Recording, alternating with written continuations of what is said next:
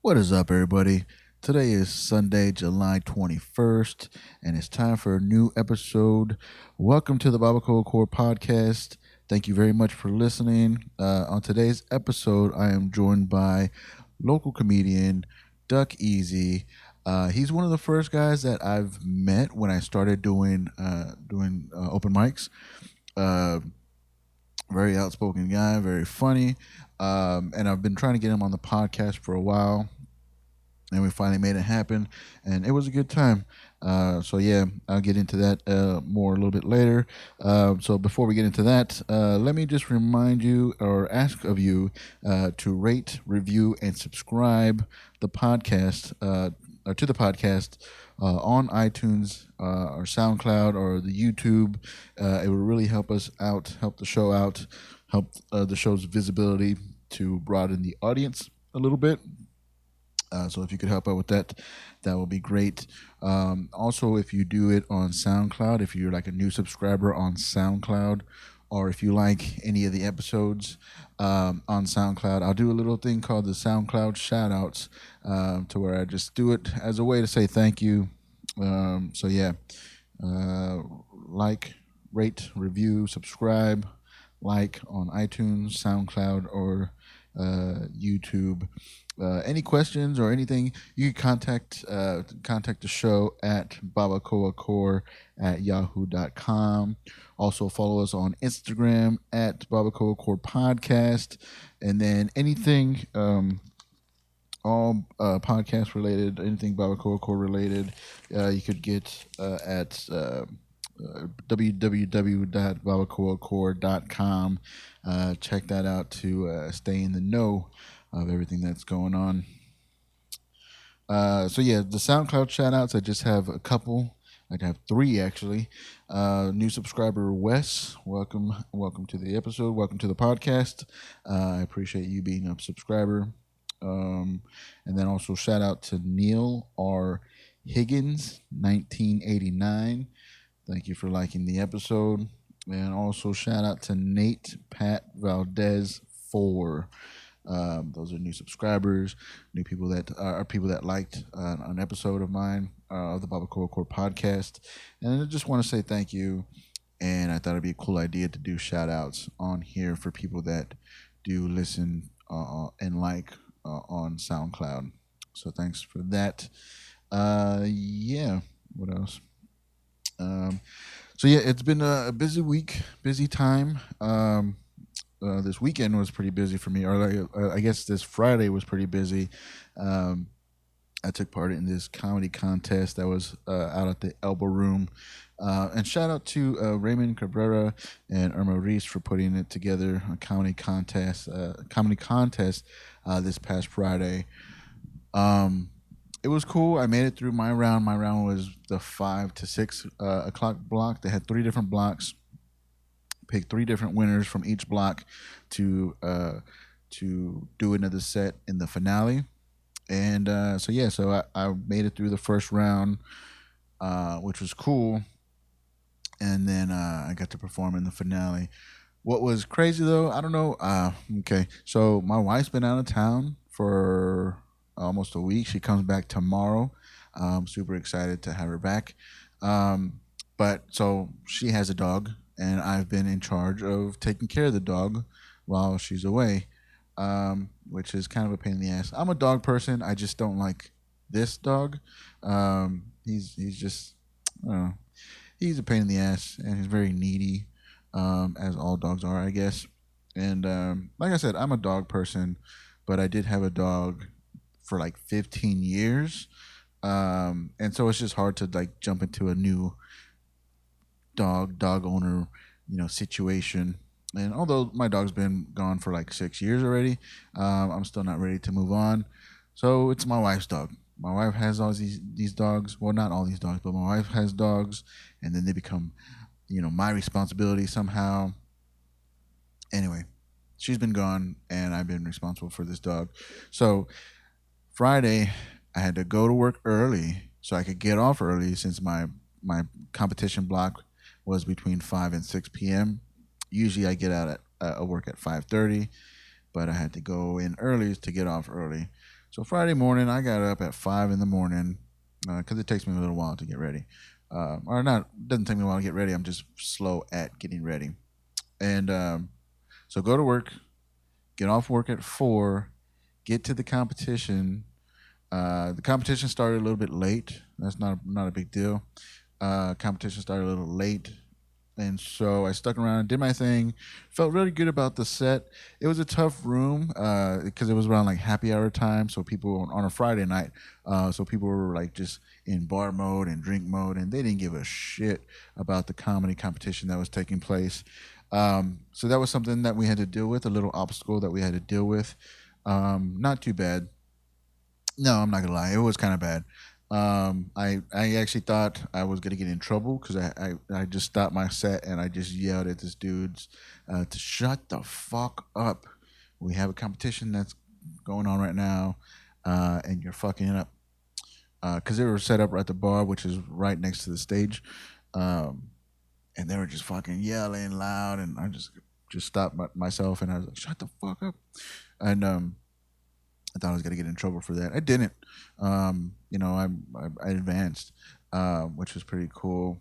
So it was my first competition, and it's very weird. It's very odd. The judges were right up front, right by the stage, and and I was kept looking at them, and they weren't laughing at anything I was saying. I was like, oh shit, these guys don't like me. But I guess that wasn't the case.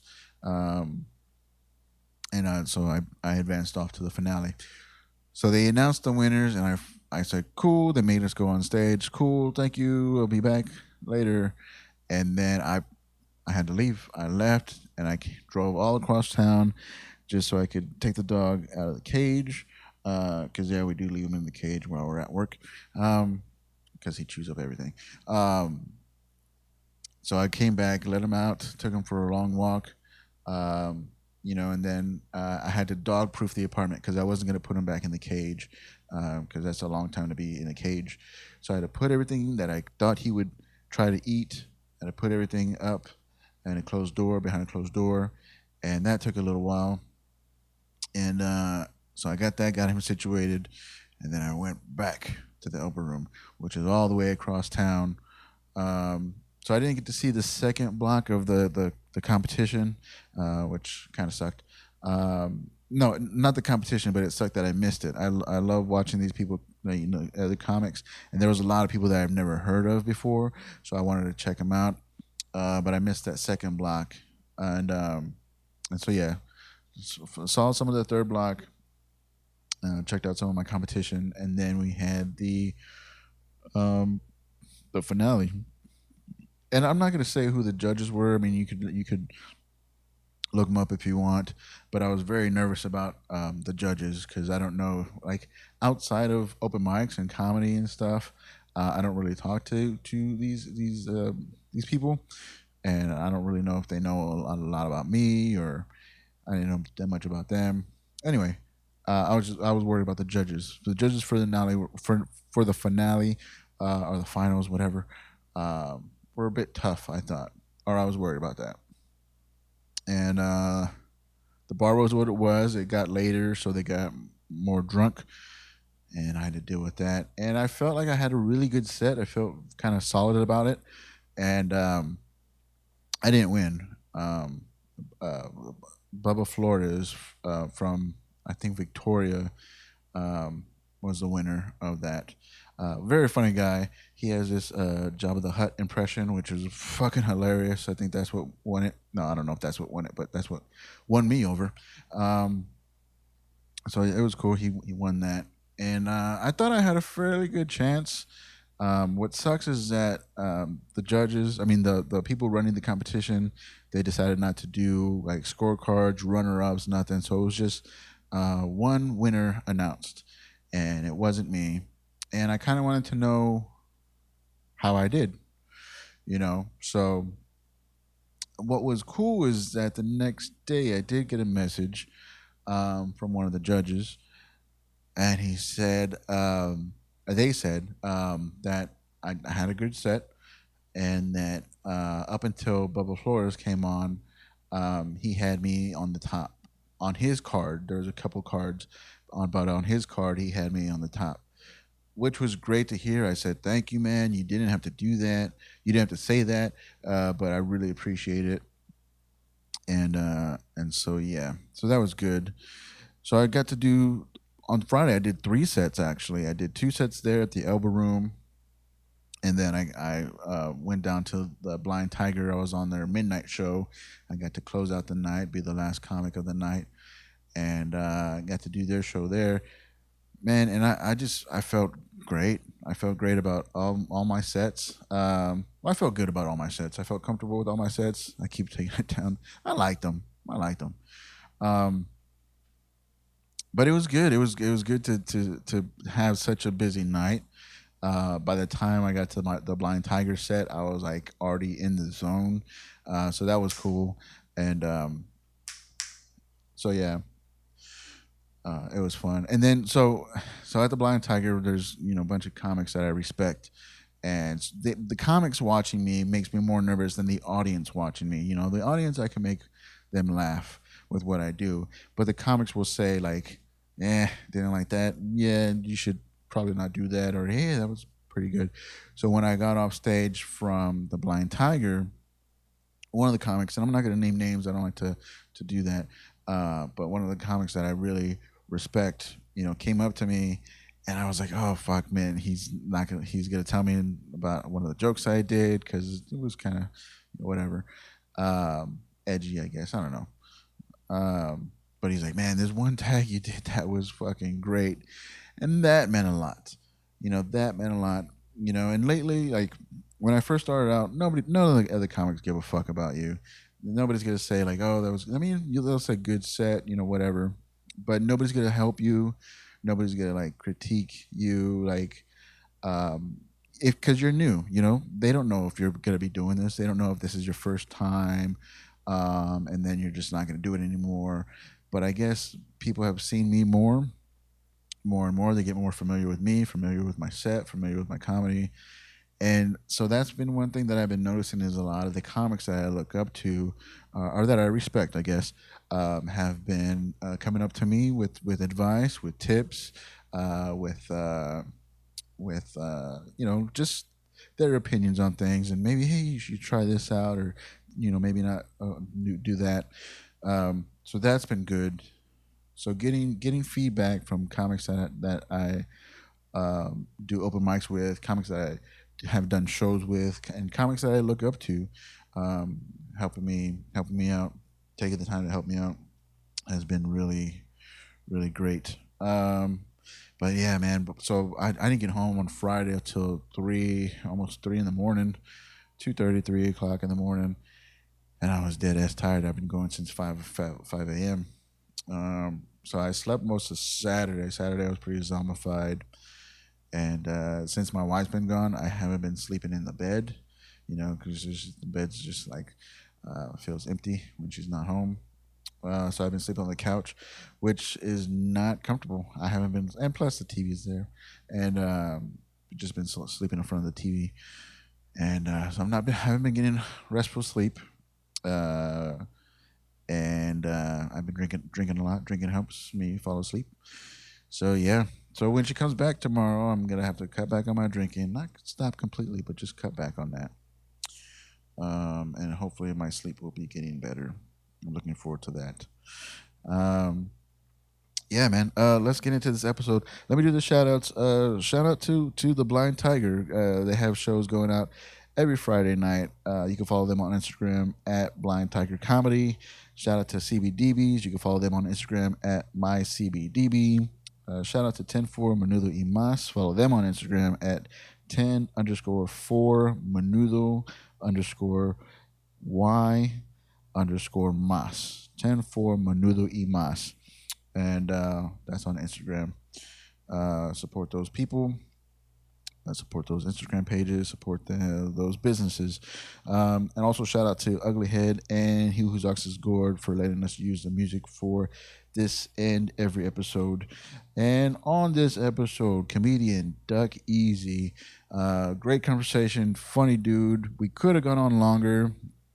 But the battery on the Tascam that I use to record, the battery bar was blinking like it was about to like turn off, and so I was like, oh man, we got to wrap this up, and it was good. We still talked for a good time.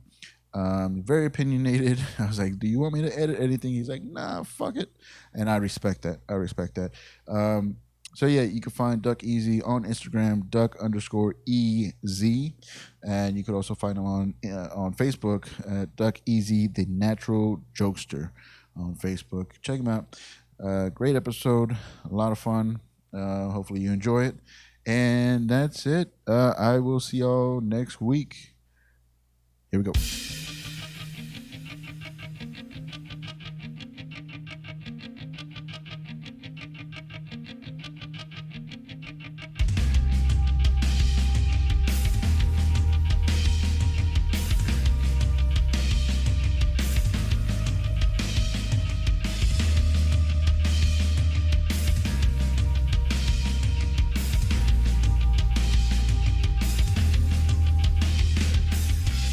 What is up, everybody? Welcome to the episode, Mr. Duck Easy. How you doing, man? I'm doing good, man. How about yourself? Good, good. Thanks for coming up. I've been trying to get you on here for a while, man. Every time I see you, I'm like, when are we going to sit down, dude?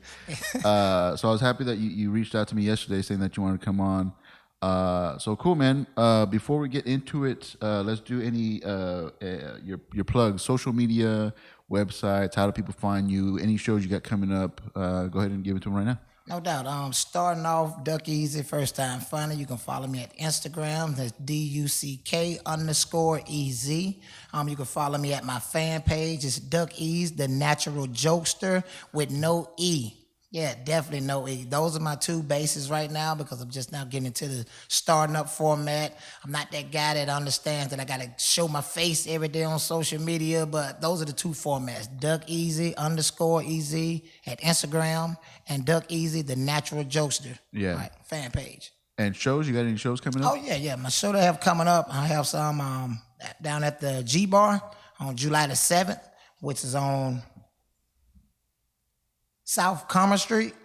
Yeah. Advanced tickets, $20. Commerce. Yeah. Advanced ticket, $20. At the door, $25. All right. First time funny. Show your support. And what is that? First time funny. I always see you shout that out a lot. What is first time funny? First time funny is it's a class act of keeping yourself humble. It's a tag for myself to reinvent who I am, because I will put myself out there as a clown or some type of jokester, but having a first time funny tag is like when you hear me, regardless if you probably heard my jokes one or two times, that tag is gonna take you to a whole nother era of expertise and what you're looking for in comedy. Yeah. So first time funny, you're looking to get something new from me each and every last time. Yeah. Yep. And you also go by Duck Easy. Like, that's obviously a stage name, man. What's up with that? What's the story behind that? I got the name Duck Easy. I got Duck from the 7th grade. From the 7th grade? 7th grade, yeah. It was this guy by the name of Kevin Cleveland, all right? He used to come in the classroom and joke every day. He was actually my only kryptonite when it came down to joking, because I grew up kind of, not having much, but I knew how to talk and I knew how to protect myself, and I wasn't just going to let you belittle me or make fun of me without me saying anything. I take a butt whooping if I can, so I hope you could take a joke, you know what I mean? And one day this guy just come into the class and he looked at the class, he looked at me, they're like, hey, everybody, this guy look like a duck. Let's start calling him Duck. And I swear, I only thought they did this on movies. I heard the whole class say, Duck, Duck, Duck, Duck, Duck, Duck. And it stuck with me, And the tag Easy come from, rest in peace, one of my good friends, Quinn Foster. He gave me that tag, Duck Easy. I said, man, you always easy with how you come off with your conversation. He said, I'm going to start calling you Duck Easy. And after that, he took his own life, over some depression, over some things that, you shouldn't even have to just involve yourself in when you have a strong group that can pull you from there. So God rest his soul, and those two bits came together with him calling me Easy and with me having that name in the 7th grade, and now here I am. Yeah, man, from 7th grade, like, people call me a lot of shit in 7th grade that I wouldn't put like my own name to it, man. But that's funny how that worked out, man. I'm sorry to hear about your friend too, man. Yes. Good, but it's cool. It's cool that you're doing like a tribute to him still. Like every day, like he's always on your mind. He's always like Yes. in your comedy and all that stuff. A tribute. He has always been a friend that will be upfront with us. You know, he was always a guy that was very humble, and his boisterous character about himself, man. He just got this, hey, talk easy. I'm like, I like that. You know what I mean? He was a football player. Just once again, you get yourself in situations that you really need people with you that's really gonna have your back. But if you don't have somebody that's gonna pull you out of that dark spot, then you kind of on your own at the end, you know. But you need somebody on your team that will pull you out that dark spot and tell you that you're better than what you are, and you have to believe it yourself. That's cool, man. And so you're from Alabama, right? Like, so how long you been in San Antonio? I've been in San Antonio now going on 4 years. 4 years. Yeah, man, and I love it up here, man. Yeah. What brought you down here? Just change of scenery, you Yeah. know. A different edge about myself. Wanted to step out on faith, you know. Just wanted to do something bigger than where I was. Because in Alabama stagnates you, you know. It'll keep your mind so secluded into, well, you just make a limited amount of money and you can't go no further than that. There wasn't really no venues for entertainment outside of your local restaurants that may do a karaoke, you know. You might have a little night dance club or whatever, but it begins to get real small, you know. And me, myself, don't look it, but I'll be 40 next year, you know. So I'm an old man, you know. Nah, when I that's say not old, man. it's not. When I say old man, that's wisdom, you Yeah. know. So there's a lot of things that I have seen. There's a lot of things I have talked about. I've heard people talk about, and just trying to put it in perspective. So coming up here to San Antonio, Texas, it was a broad spectrum for me. You know, I was able to go anywhere I wanted to go. I wasn't stuck with just one job, you know, because I saw a whole bunch of hiring jobs on the way when I was coming into Texas. I said, yeah, no way I can go broke now, huh? So That's cool, man. And how long you been doing comedy? I've been doing comedy ever since I got here to Texas. Oh yeah. All right. Now, when I say comedy, me actually standing up on a stage. Yeah. It's at Laugh Out Loud Comedy Club, where I knew I had the gift of gab. I wasn't afraid of a microphone. I wasn't afraid of people. I love singing karaoke. And my first song was 3 Doors Down, Here Without You. 3 Doors Down. Oh, man, Here Without You. I remember singing that, all right? And I sung that song. And the reaction that I got, the applaud that I got, the way that, you know, people were like, wow, what is this? So I just stuck with karaoke. And with karaoke, and I was able to be an entertainer because I want you to have a good time while I'm there. Some of these songs I don't know, so I might as well act them out, you know? So that acting and that entertaining just turned into me progressively talking over the mic while I'm singing songs. And all of a sudden, I get up here to Texas, I find out that there's a stand-up open club that you can go to do stand-up comedy. I'm like, wow, for real? And I remember my first joke, you know, my first joke was knock knock. You really did a knock knock joke as your first joke? Yeah, you can answer it if you want to. Knock knock. Who's there? Owls.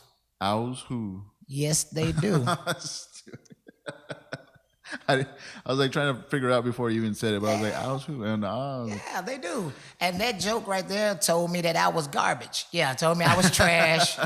Yeah. It didn't advance at all, you know, because that's when you get everybody's opinion on a knock knock joke. That's not comedy. But since then, I got way more knock knock jokes. So you're still trying to make them work, the knock knock jokes on stage? Yes, I am. And they do work now. Just got to hit the right door. Yeah. So that's cool, man. So you've been doing it for 4 years, and we were part of this competition this past Friday, the comedy contest at the Elbow Room, man. Yes. That was a fucking rough room, dude. It was fun. But it was an added stress to that whole competition thing. I'm following. You know, like, well, how was your experience, man? Because you were in the second block, right? Yes. Man, and I missed the complete second block. Yes. Because my wife's out of town right now. So I had to get to Elbow Room like right after work, right? So I drove to Elbow Room, did my thing, found out that I was passing, that I went to the finale or the finals, whatever. Yeah. And I had to like bust ass home to get my dog out. I had to let the dog out because he's been inside all day. So I let him out, let him do his thing, and then got all the way back. And I missed all the second block, man. Yes. So how was the second block? My second block, it was no competition on it. Wow. I want to be the grander scheme of type of people, you know.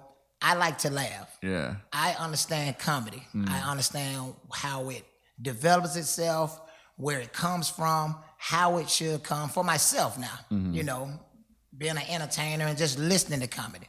But it was no competition on that ballot for me. All right. And with that being said, I had to continue to keep myself humble. That's where the first time funny come in at. I continued to work on the skills that I already knew that worked for me. That was my competition format. Using that on a competition format when I know that they worked on the grand stage of things, got nothing. You know what I mean? Not from the crowd, but from the judges. Yeah, from the people who are sitting back saying that they articulate comedy, or they know talent, or they see entertainment, or they see potential. Those people, not the crowd, because I hear a lot of comics speak about hard rooms. Well, if you're funny, there's no such thing as a hard room. Yeah. The hardest room I ever done was trying to get the waitress to allow me to do stand-up comedy in Olive Garden. That was my hardest room. In Olive Garden? Olive Garden, okay? And once the waitress was like, yeah, I guess you can do that, then I made sure that the tables around us was comfortable with it. Yeah. After that, I did what I did.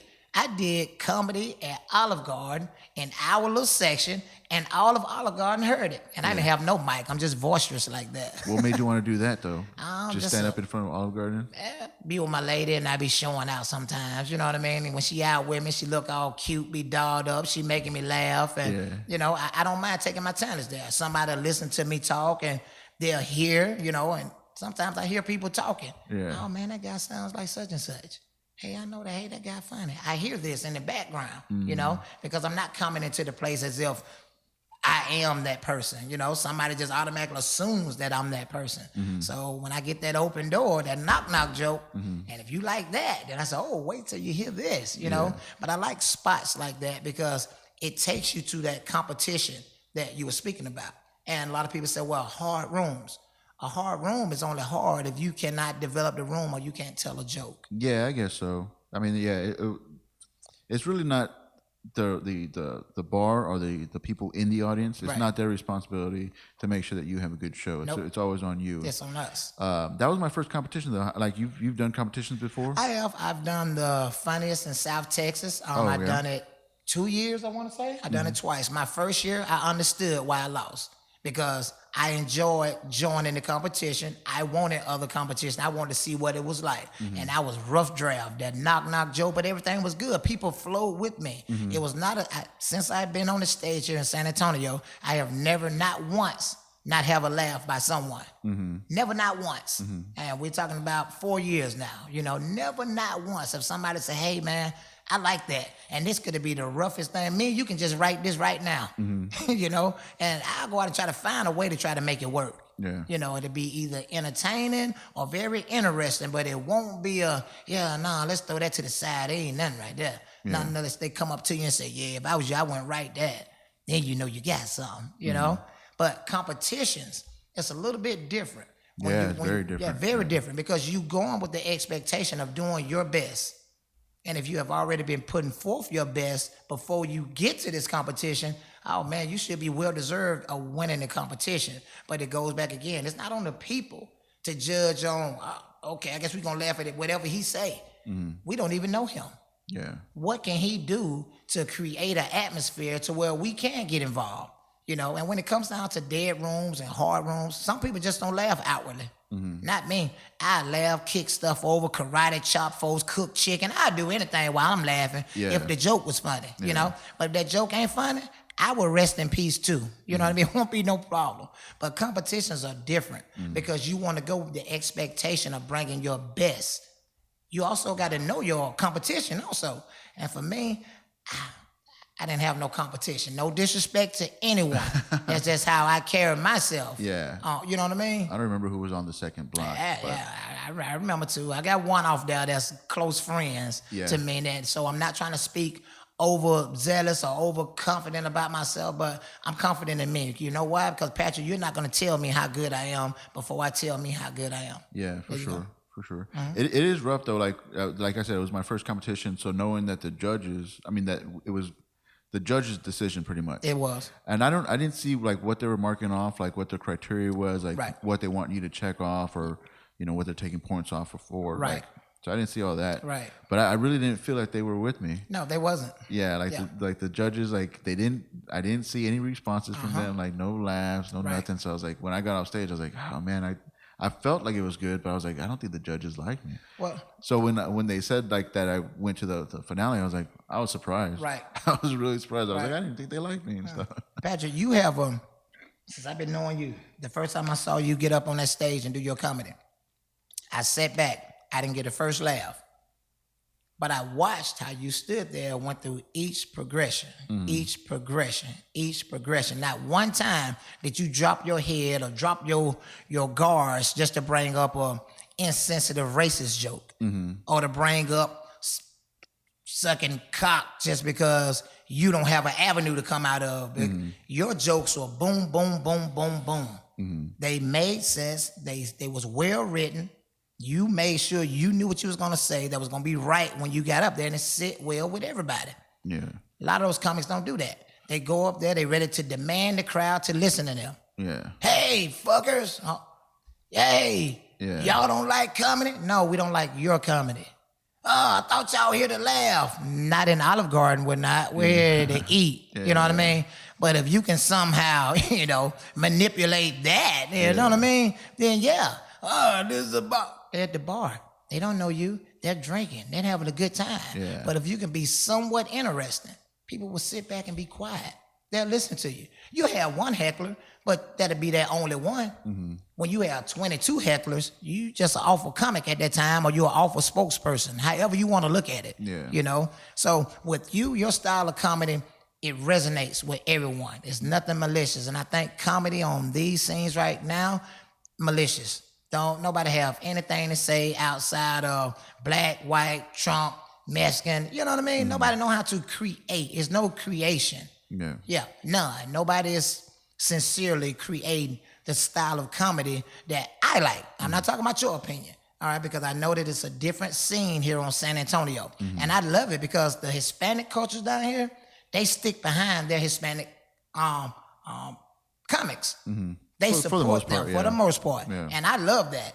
I like that a whole lot because if you're backing up your buddy 100%, that means that you believe your buddy can be great at what he do. Now, when you see your buddy flopping and folding and you're not coming to your buddy's spots or you like, you been having this little itch because but yet and still you favor them, that's not fair on your buddy. Yeah. Yeah, a lot of people aren't honest though. Like they support just out of friendship, but you really don't like what they do. No, awful, horrible. And me myself, I'm the black sheep of the San Antonio comics, real black sheep. And I'm gonna tell it like it is. That's it, man. I'm gonna tell you that you're trash, that you're garbage, straight up. I know you're not gonna want to hear this. I know you're not gonna want to hear it because somebody done told you that, hey, I'm gonna put you on a showcase. Hey, I'm gonna put you right here. But when you get there, you have pictures to make us believe that this worked for you. I don't hear response. I don't hear callbacks. Now, not that I'm getting that. It's because I'm not allowing those venues that I get my callbacks on to be shown in a little small market that y'all think that y'all can't get understanding from. Yeah. I love the LOL Comedy Club, my favorite spot.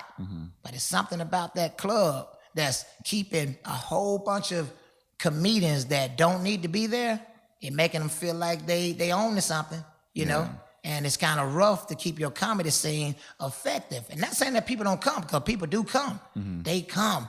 But, man, when you got to sit through 15, 16 trash comics, man, and when I say trash, you just saying stuff out your mouth that's just insulting, just hurting the business. Yeah, there's a lot of things I just can't sit through it. You know what I mean? It's like, oh, really, bro? You know? I mean, but that's the kind of it's the pros and cons of the open mics because it's open to anybody. That's correct. If you think you're funny or think you have something funny to say, you're more than welcome to go on stage if you wait. But the waiting for somebody who actually has stuff that they've been written, that they've been writing, that they've been trying out at different places, it's harder on them, because you're bringing those people who don't have anything, they just want to get on stage Yep. for the open mic, they're bringing the room down. They're bringing the energy of the comic coming up after them down. That's correct. You know, so it does have an effect. So I mean, with the LOL, they were doing this thing. They were trying it out. I don't know if they're gonna bring it back, but that Bomb Squad. You know, a lot of people have negative feelings on it. Yeah. I liked it because it did make the time go by faster. It did. Which usually open mic, it could go up until midnight. I think when they did the first Bomb Squad, you know, we went through everybody by 10 o'clock, I think.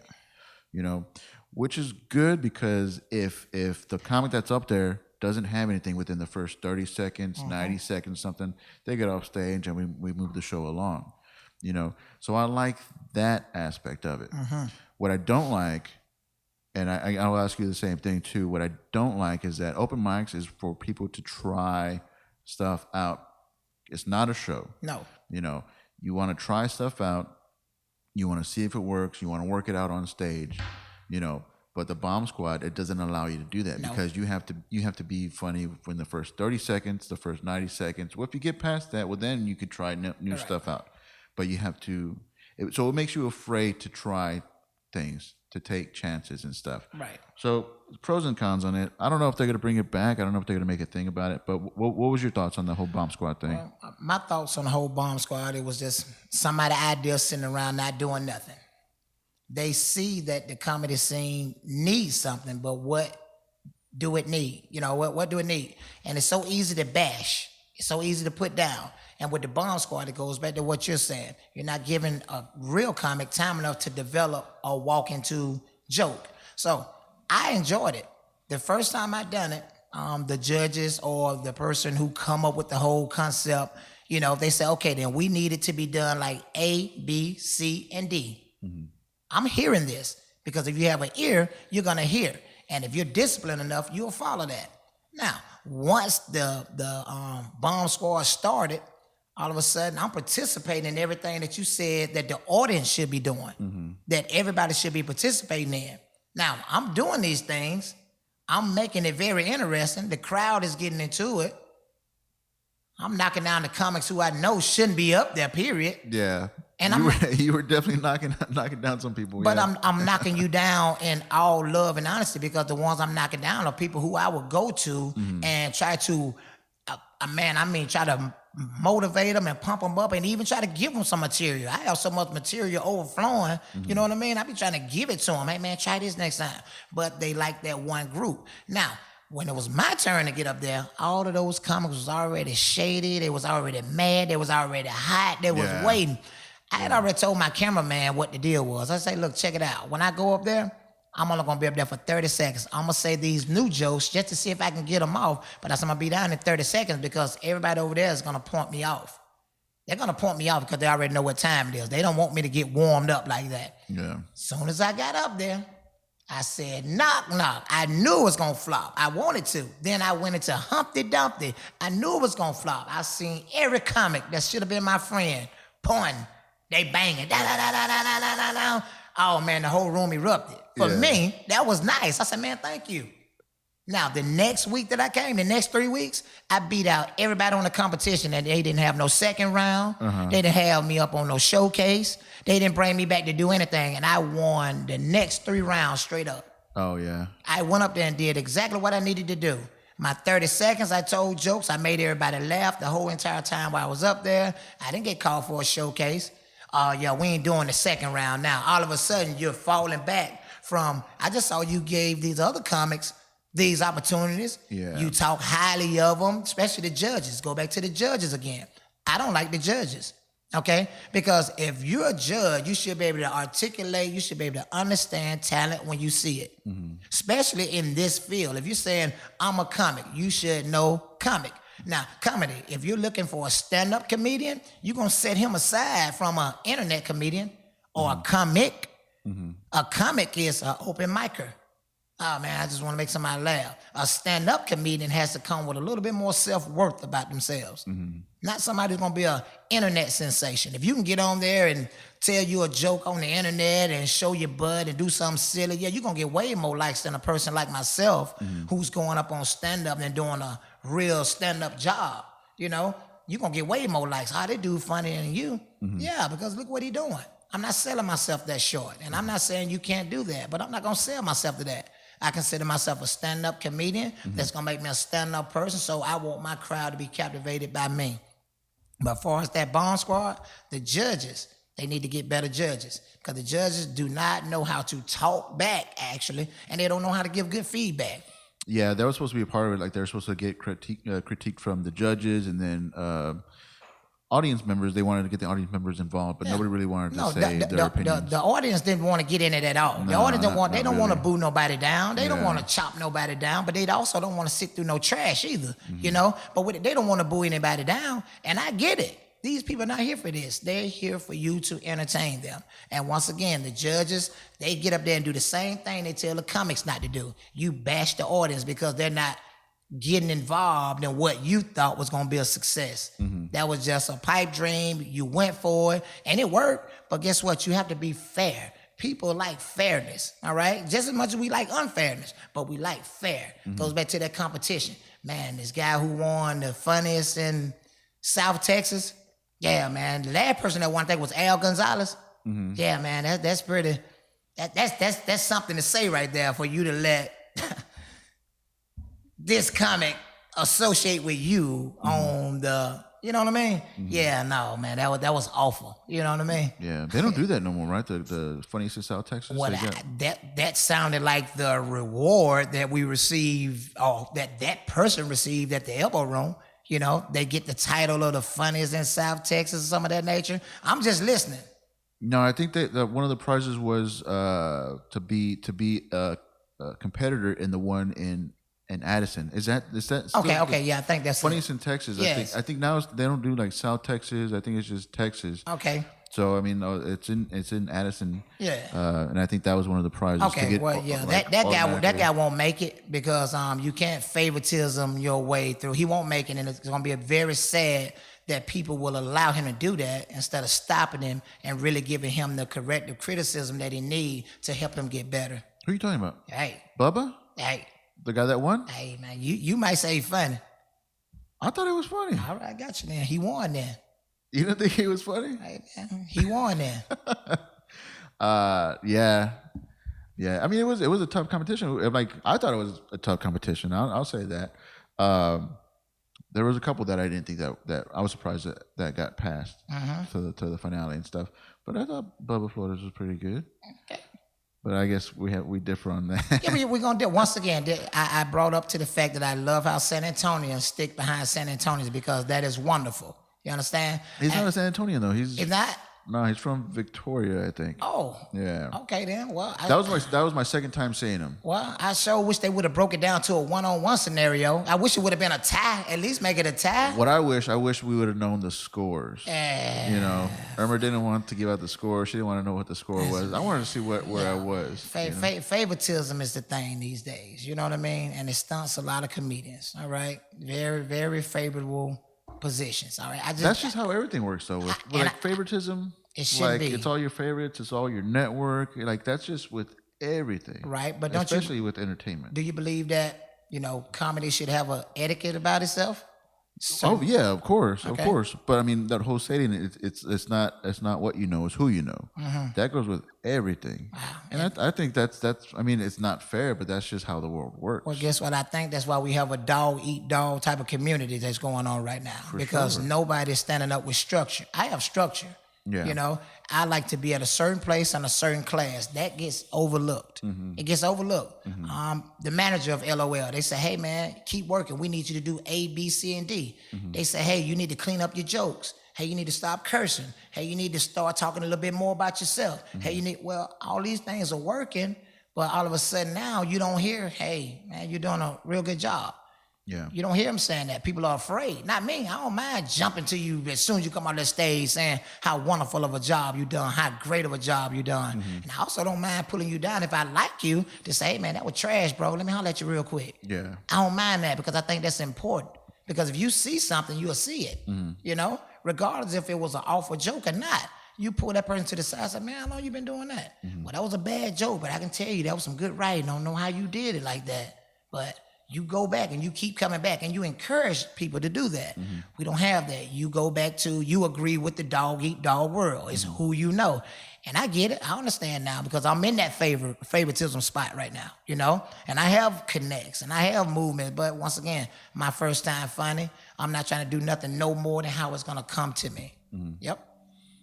Yeah, and I was pretty good. I don't know Big Al, one of the judges for the finale. Yeah. I don't know him that well, but the only things that he's told me was that that about his class. You know, like, oh, you know, like, if you want to learn how to do comedy, like, this was right after my set. He came to me like, if you ever want to know comedy, like, just you know, take my class. Yeah. So I was like, oh man, I don't think this guy likes me. So when he was on the judges thing, I was like, oh man, I was already worried from that. I didn't know the other guy, Damon Edwards. Yeah, I'm glad you brought that up when you said that because, you know, it was brought to my attention that things would have looked like it was playing favoritism because I was just on a ballot with an Al Gonzalez. You know what I mean? Up there, Kickapoo Casino. Oh yeah. Yeah, real good venue, real nice. All right? And I went up there and I did my thing. You know, as a new comedian, as a comedian who want to go out there and be a servant, as a comedian who want to go up there and tell jokes. I didn't already have the prestige that I was tough, but I was this. If somebody gives me a platform, I'm excited for it. You know, a lot of people say, well, I got to get paid. I get it. But if you give me a platform, I'm going to show you a better way to get paid before you get paid. If that's what you're looking for, you know, I'm looking for the etiquette of comedy. How do you step up? But you said it again. Hey man, it's all about who you know. All right, so now it's all about who you know, then guess what? Talent gonna speak for itself. I am able to call a comic trash if he trash. You know what I mean? I am able to say this because if your partner gonna let you get up there anyway, you garbage, you trash. You know what I mean? And when I say trash, I write jokes, man. You know what I mean? I ain't the best at it. I start all of my jokes knock or something simple. But then I try to allow it to grow. You know, I have my lady to help me out with jokes, and when she don't laugh at my jokes, I know those are good ones. And when she laugh at my jokes, she helped me create them. But I always have her critiquing me on the side just to make sure that I'm still not funny. You know, and if she tell me that I'm not funny on the inside, that's a good joke. And so when I get out to practice it, I got all this old built up on me. I'm ready to do something. Yep. That's funny. Do you think comics should be like more like you said that you'll tell a comic straight up, man, that was trash. You shouldn't do that. So obviously you believe it should be. Like, has anybody ever done that to you? Like, go up and like say like, this is what you should do, this is what you shouldn't do. And should that even be a thing, like policing? How comedians do comedy? No, I don't. Or think, how people attempt to do comedy, I guess. I don't believe that another comic should be, you know, controlling how that goes, but they can't have an opinion because we're comics and everything that we do is about being opinionated about it. Now, when you're in a comedy club, when you're somewhere where they supposed to be finding talent to move people forward, it's that club's job to pull the comics to the side that they need to help open up for these acts that are coming in. You know, maybe groom someone to become a potential wonderful opener for whoever come down, you know. But the club owners don't come to you and pull you to the side and say, hey man, this right here, whoop de whoop, this right here is. If they don't pull you to the side, they don't care nothing about you being in their spot. You might well just keep coming to an open mic, you know. But if someone pulls you to the side that has a venue and an open format that you can get on and they trying to polish you, they'll trust you if you continue to keep coming back, you know. There's a lot of times at the Laugh Out Loud Comedy Club, I don't ask for a showcase spot. I should already be in a showcase spot with no questions. You know, You've done a showcase a couple of times. I have, but I had to ask and dig in to ask for that. I had to, my pride, and say, hey man, you got anything available maybe 3 weeks down the road? I'm going so far down the road because I know that the favoritism that you were speaking of is way more than me getting up there being a real good comic. You know, and sitting in clubs, I seen that the atmosphere get very drowned out. And I know people as hosts who know people inside of the audience, especially the comics, that can get up there and bring this back to life or at least attempt it. But they don't do it. They keep it low, and the expectation of San Antonio comics is we talking about one another. we don't like one another. Are we bashing? Are we? No, it's not, because you guys ain't really out here to do comedy. Y'all are just here to hold up the scene, make it look like it's packed, and as soon as y'all do y'all a set and ruin the crowd, you get up and go. Now the customers looking like, where them 6 comics going to? At least go sit down. Not myself. If I get up there and tell a joke and it's funny and the show killed, I'm going to go sit right back in the audience, and now it's time for me to get my laugh on. It ain't time for me to go. It's time for me to get my laugh on. Let me see the next best talent. And I have noticed that the people inside the club that's supposed to be so-called legit comics, they don't pull good people to the side to try to help them out. They're trying it now because they want to work into something new. But guess what, y'all? Duck Easy, First Time Funny, I've been doing this since day one. Yeah. I've always had a professional outtake about what I do, anything I do. Even if I go and take a shit, it's going to be so professional you won't even smell it. It's going to be top flight, you know, because I feel your appearance, how you carry yourself, and how you deal with people, that makes your comedy or whatever you do sits well with people. And I've been there since day one. Have not noticed anybody else in any comedy spot I've ever been to that has been more outgoing as myself.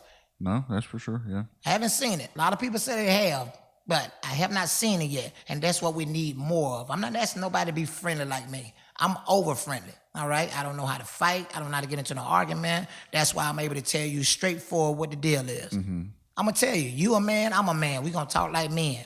If this is an issue, we're going to talk about it, especially if we're talking about a specific thing. Now, if we're talking about something else, you talking about we want to be violent, not in comedy. If you can't write a joke, you can't fight because your skills ain't together. You ain't developing nothing, you know? But you want to fight because you can't take a joke? Yeah. I'm sorry. You got the wrong practicing skill going on. I'm going to win the fight and the comedy competition, you know? So that's where we're at right now, man. I think the comedy scenes are lacking etiquettes, they're lacking character, and they're lacking people who really have a true perspective on how to get to the top and how to reach people. Yeah, that's something that you do different than a lot of other people. I mean, you are very outspoken. You'll tell people what you think to their face. I don't know if you keep up with, like, there's a lot of, like, drama just for different reasons in the comedy scene, but on Facebook. Yes. And they'll be clapping back on Facebook and all that stuff. And I'm not gonna lie, it is entertaining. It's I very entertaining. don't partake in it, you know, because I'm very new at it. I've only been doing it for like a year and a half. Right. So I read what's going on, but I'm like, this is a discussion that could have been done in person. Thank you. And it could have been more effective. Exactly. And less other people's business who have no business, Yes. have no say in it. Yes. It could have been handled differently and stuff. Exactly. So I respect that you do that. I'm pretty sure a lot of people don't appreciate that. No, they don't. You But know. they don't shy away. They still come back the next day and get something to eat. Yeah. Yeah, man. They don't like the truth. Yeah. But they understand if you stick around it long enough, something happen. Plus, I'm gonna go back up what I say. Yeah. And a lot of people take shit like that personal too. Like, I try not to. Like, for the longest time, I didn't ask anybody, like other comics, like, "Oh, what'd you think of my set?" Yep. Because nobody gives a fuck. Nope. You know, nobody gives a fuck. So when people started, like, other comics would talk to me afterwards, like, "Hey, man, like, you maybe try this tag, maybe try some of this." That's when I knew, like, oh, maybe I got something here. Yep. Now I got their attention, and now they're paying attention to me, and they're giving me, like, critiques and stuff. So that's been happening more and more. So that's why I feel like I'm kind of on the right path and stuff. Right.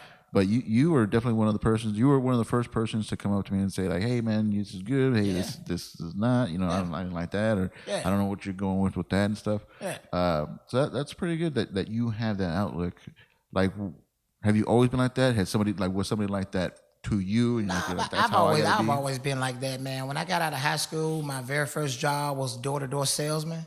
So I learned how to talk very, very quickly. I didn't like the job, but I'd done the job for 3 years, and I enjoyed it. It was so easy after I caught the concept of how to do it. You know, so and since then, man, finding faith in my life, you know, growing up humble. You know, I didn't grow up in a household with no abuse and no violence. I didn't see no outlash. You know what I mean? It was nothing that would allow me to grow up to think that I got to be so introvert that I can't give myself to no one, you know? And it's just a thing. I don't mind coming and try to be friendly, you know? Like I said, when I first heard you, I sat back and I just listened. I ain't said one word. I saw you again. I left my guts out. I said, man, that dude, went and got his stuff together quick. Yeah. And each time you go up there and do your thing, it's still solid. just like that. It's solid, and it's like it's growing. You say, man, I've been doing this a whole year. I wish somebody would have told me when I first started and come up to me and be just so much believing in what I was doing, but nobody did that for me. Had to do it myself. So seeing that nobody will do it for me, I don't mind doing it for somebody else. You know, I don't mind it at all. I have a real bad habit of just telling, like, giving out, like, "Oh, good set, man, good set." Yeah. When I know and they know that it wasn't a good set, like I gotta break that habit and all that stuff. I mean, it's just trying to be nice. You're just trying to, like, because it's hard up there, man. It's hard. It's hard. That's not. Well, you make it look easy. You make it look like you don't give a shit. I get nervous every time before I go on stage. Couldn't even tell. I was like, this guy. Yeah. I'm I'm always nervous, bro. Always, man. Always. How has your comedy progressed, like, in the past 4 years? Like for me, like, everything that you said, like, when people go out there and just say, like, the raunchiest stuff, like, just try to shock people, gross people out. That's how I started. It was a crutch. You know, you be as dirty, you say as many cuss words as you can, and you think you're funny. Yes. I'll admit that's exactly how I started out and stuff. Yes. What was your progression like from the beginning? Like, were you one of those raunchy clowns up there, and then you just figured it out? Like, how would you describe your progress? Well, once again, starting at a comedy club, you only want to get the opinions and the views from what the comedy club wants. Hey, what do y'all expect here? If you say A, B, and C, if you tell me, oh, it's wide open, you can do whatever. All right, so let me see what whatever looks like. Working on whatever, got people to say, oh, yeah, you got to keep writing jokes. You got to write jokes. I thought it was whatever. Now whatever turned into, you got to stop cursing. You got to stop cursing. Now whatever then turned into that, you got to talk about yourself. You got to talk about yourself. Now whatever now you got to talk about politics. Talk about Donald Trump. Talk about blacks. Talk about how white people are racist. Now that, you know what I mean? It's different formats. But as for mine, once the manager say, hey, man, clean your act up, stop cursing. I'm like, why didn't you say that the first time? Yeah. Say that the first time. And I notice guys who have been sitting up under the same tutelage don't take that at all, have been the same. They say the same thing, but the manager don't say anything to them after you just told us what we need to do. You just told us what we need to do. So my comedy has changed from, I don't even find a curse word. If I find a curse word, I only use that curse word so I can water it all the way down to the word that I'm actually looking for. Yeah. So if I got to start off with motherfucker with the joke, it's going to be a motherfucking joke from the beginning. But when I need to sit somewhere with that joke, that motherfucker may turn into something real small, like a babysitter who slept with a mother. Who knows? You know what I mean? Yeah. But it's going to be something so soft that I don't have to do no cursing with it. You know, today I was telling you that I did a little bit in my church. Man, I was only just ready to give a testimony. But I actually told a bit inside the church that I was telling a comedy club. And I know it hit in the comedy club. So when it was in church and I saw the reaction of everybody in the church, I'm like, wow. Yeah. Now what if I would have kept that one word in it? That's all it was. I just pulled it out. Didn't have to use it. And I got comfortable with developing myself of not saying a curse word. Not saying a curse word. Not saying a curse word. You know? And now my writing is just like, once I start, it's on. I get my dictionary, get my time outside. My lady let me have my little time outside, and I'm just writing, you know? And when I write, I may write 5 or 6 words, put it to the side, work on another joke, and try to add and incorporate and stretch it, you know? But it is all about taking that time out. I have a very rigorous way of training myself. I stay in the mirror a lot, because if I can stand looking at myself, man, somebody else can stand looking at me, you know? If I can sit there and know how I move and take silence as an appreciation, I can understand how to develop that appreciation for silence on the stage to be able to get through my jokes. Instead of me saying, ooh, man, y'all are a hard crowd. Instead of that, now I got a joke that can bring that hard crowd at least up just a little bit. Just a little bit. So my style of comedy now, as far as writing, man, I'm writing, man, to appease the people. But at the same time, Ducky's the first time funny. When I'm around a crowd, my people, it's on and popping, man. You know what I mean? Yeah. And when I say my people, man, I'm talking about those blacks, all right? All right, I'm talking about us, and I ain't talking about us in that sense of I want to separate. No, Nah. I love the Laugh Out Loud comedy club scene. I like that mixture of people. I like the fact that the Hispanic culture stick behind their people. I love it. But then I also like that you have some Hispanics within that group that says, wait a minute, man, ain't nobody, you ain't looking that way yet? You ain't see this person? You ain't see this person? But they keep quiet because they say, well, I'm going to give you a spot. I'm going to put you on in front of him. That's all they want. Everybody just want that, oh, man, I'm on the showcase. Oh, man, I'm on that stage back there. Oh, man, but nobody's taking into consideration that why are you trying to be bad? Why are you stepping over someone who you know deserve it, that should be up there before you, you know? But those guys get all those opportunities on the grand stage. I done had my biggest grand stage. And now, to me, once again, I like the LOL Comedy Club because that's why I started off at. And I'm actually looking forward to actually being the guy on that stage. Yeah. But I've seen bigger stages now. And so to see that stage at the LOL now, for me, it's small. I've seen the grander scheme of things when the LOL should have given me my opportunity. Man, there was a time I used to be afraid to look back there in the showcase room. I was afraid to touch the door because of the gratitude, because of, you know what I'm saying, all of the most important people, good comics that been through here. I shouldn't just have to open there to act like I could free walk through there. It's a shame how those comics walk up back there like they and stand on that stage. Man, get out of here. Take your shoes off before you come in my house. You understand where I'm coming from? Yeah. Take them off. But they do that and act like now the stage just look like, all right, y'all let anybody get up there. When it was a time where I would reverence that door. I'm like, ooh, man, let me look. It smells different. But I done seen the bigger stage. I done seen numerous stages. I've big stages. So now the attraction of the LOL, man, that's for somebody else. But I will be up on that stage one day unless they block me right now. Yeah.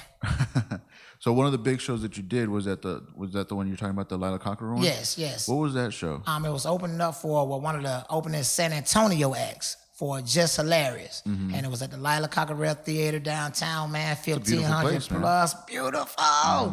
Beautiful. I'm talking about the dressing rooms and the rehearsal room was about big as our whole house. And I was just playing that.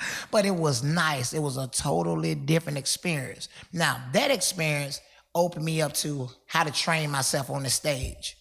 I used to do a lot of walking, and I like walking. I love walking around. When I got on that stage and I saw it was a mile to the right and a mile to the left, Like, I'm not walking all that. Man, I had to because I knew that was my energy. You had to work the whole stage? I didn't have to, but I'm glad I did. I had so much energy up there on that stage. I was able to walk that stage, the end of the stage to the other end of the stage. We talking about 1,500 plus, all right? And when I tell you opening up for the San Antonio comics, man, I did a real good job. And I know why, because once I got off the stage, I heard people bringing my jokes back, telling me my jokes back. I ain't never seen any people, man, I like that joke about this one. Oh, man, no homo. Oh, man, I like that Popeye joke. Oh, man, they come and saying the joke word for word. I'm like, wow, first time funny. And then Bonita Ward, she go up there right behind me. This is what I love about comedy. When the next comic don't have to do any work, they can be spectacular. Bonita didn't have to do no work. She was already funny. But the door was already set open for her because I wanted that. I'm here to serve, not here for me. I'm here for Just Hilarious being offered on this ballot. I did my job. Bonita walked dead in. She ain't had to do nothing but walk on the stage, say good night. She killed the whole show. And when I say funny, she killed the game. But it was no work for her to do because the work was already set up. Yeah. Now, once the San Antonio comics was done, now you got Just Hilarious person opening up for her. Then you have Just Hilarious. Oh, man, the opener for Just Hilarious, right on time. Just Hilarious, she came in just a little bit late. You know what I mean? Coming in off a little emotional trip, whatever she been going through, that's all cool. And she went up there and did her thing. And by her doing her thing, everybody, the whole collective group, made it well worth it. Because it was nothing for nobody. Nobody had to come in there and work at all. When Jess got there, regardless if she had a lot on her head or not, she didn't have to work as hard to be as funny as who she is. Because the lineup was right. But when you have people in front of you that want to take the bus, the plane, the ship, they want to flush everything down with them because they ain't doing good, you best believe you'll have you a shitty show. Yeah. Yep. And that's it's interesting how you put it. Like, she didn't have to do any work. Like, that's how a show is supposed to be built. Yes. You know, it's not each individual doing their own individual show. It's the whole thing front to back. Yes. And it's supposed to rally up like that. It should. You know, it should go together. That's what you're doing. You're warming up the crowd for the next person. You're keeping the show going along, and we're not like just stopping and restarting. Okay, the next person coming on, and like, so that's interesting that you have that way to look about it. I don't think a lot of people approach shows like that, or maybe they try to, but the show doesn't run that way that it should. You know, like nobody has to work. Nobody has to like reset the room. Nobody has like Nope. And it's interesting. I mean, there's been a lot of shows that I've seen like that, but there's been a lot of shows as well that I didn't. Like everybody's doing their own separate thing. And you see it, and that's where, you know, I want to be at the top. I mean, if you give me 5 minutes, my 5 minutes is going to be just as good as those 20 minutes. That's the energy that I'm bringing. Now, when you get ready to come up, it's your turn to get pumped up. There's a couple of guys, man, that I try to pump up and be behind and rally behind. They don't like that. They feel intimidated by it. They feel they don't need that. I'm like, man, it's just somebody in your corner. That's all. Because I don't see nobody else over here trying to pump you up or trying to give you no advice or but I get it. You know, if they think they can tell a joke and they better than you, because, you know, the shows differ. You know, one show you can get all the laughs in the room. The next show you can do the same jokes again. It'll flop and you ready to talk about the joke that you have already been working on for the past 3 years. And I want to bring this up. I think in comedy you should refresh yourself every 90 days. And when I say refresh yourself, if you can work on a joke within 3 months and master that joke, you should move on from that joke. A lot of comics will use the same jokes that they have used in showcases that have worked for them.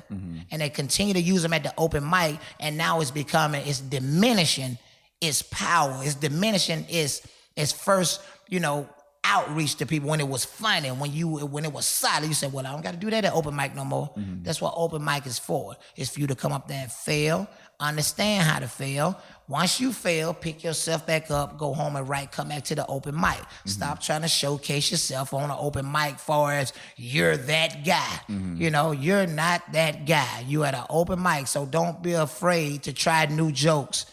Don't be afraid to use a knock-knock joke. A lot of folks said, that ain't joking. Yes, it is. That's how all jokes started off. You know? I remember the black man, white man, Chinese man jokes. You remember those jokes? What happened to those? It's a lost art. You know what I mean? Don't nobody use those jokes. Those were jokes. Those were riffs. You know, you sat back with your old buddies and chill with them. They said stuff. You're like, oh, my God. Those was jokes. Now, no, everybody want to be that guy. And nobody's writing nothing different. So they take all of the stuff that they thought was hidden and they use their open mics, and now all of a sudden they looking at you because you're advancing, and they say, well, you know, the crowd. Well, you know, they ain't giving me a chance. Well, you know, this person over here ain't let me do this. You think you better. I am better than sticking to that one joke for the rest of my life. I started out with a knock-knock joke. Y'all didn't like that. Now I can take those same jokes that I started out with for 1 year. I can bring those back up to a showcase right now, but I don't use them because I have them in the cut. I can bring those back up right now, and everybody that have heard me say those jokes, those will be brand new to them. Brand new. Because they know that I always open up differently. I'm going to say something differently, and I don't care how it comes out. When I say I don't care how it comes out, I do care how it comes out to the people that I'm trying to hit. You know, but as far as me trying to work on a joke, I need that time. So I'm grateful for open mics. Yep. So that's cool, man. Let's go and wrap this up. Anything you want to mention before we do the plugs again? Well, any shout outs, anything you want to? I have no shout out right now, man. I appreciate you just for having me on this podcast today. Really just wanted to get that off my chest. You know, just wanted to say thank you. You know, but this is a format, and I hope it reached someone. You know, if it get thrown in the trash, that's cool too. But I hope it reaches someone. For sure, someone out there that's inspired by this. Right? Duck Easy, first time funny. Shout out to my cameraman too, man. Dedrick James. Yeah, man, good guy, man. Elam, visuals and images. So y'all look him up. And your social media again, and the show that you have coming up. I got your social media. You want to find me on Instagram? It's Duck DUCK_EZ. And my fan page is The Natural Jokester, Duck Easy. That's the website? The Natural? The name of the website, yep. Duck Easy, The Natural Jokester. And the show will be coming up on July the 27th. It'll be down at the G Bar at East Commerce.